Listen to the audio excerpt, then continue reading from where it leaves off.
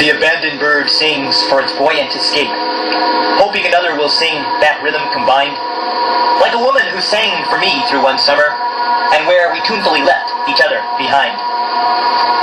She told me this beat is where I must forsake you, as I waited for a song to drop out of the sky, then told me that if her indiscretions reached me, that it was half her fault and half the other guy.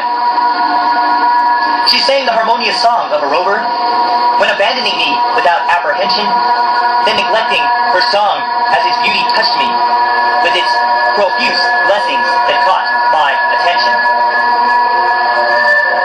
My lips were sickened by a tedious fever that exposed all my distressing imperfections, as the defeat seemed like a viral infection that cannot be treated with drugs or injections.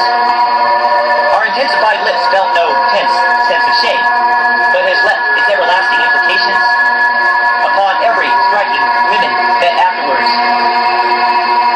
compared to her strict, enduring expectations. Her picturesque songs would guide this man of action to fight my senseless, revolting opposition, who used repulsive cliched lines and rode horses for fame or feeling masculine recognition.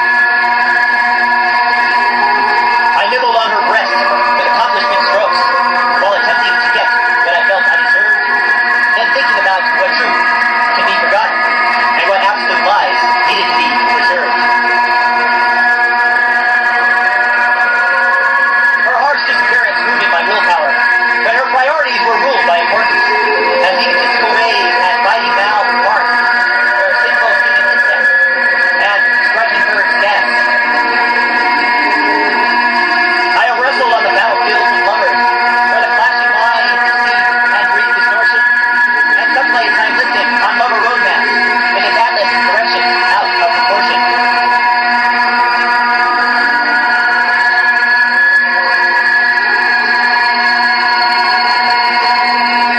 I have known bedrooms in sketched arch of temptations, where stained walls were our eroding philosophies, with the sheer energy of monkey enticement that held erotic behaviors never at ease. A kind bird song passed through the pulsating window, singing on the hot coral plains of desire, where forceful bird pecks were love mixed with self-defense, as voiced echoes of twilight burned by the fire.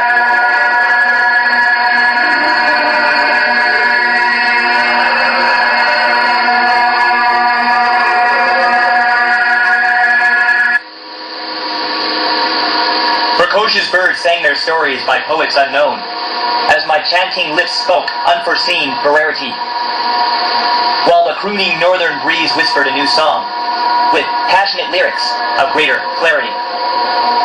My song depicted that I had lost self-respect, for its drawn, illustrative words lacked dignity, as her voice rose in a cacophony of sound, as our shallow wheezing duet grew vividly.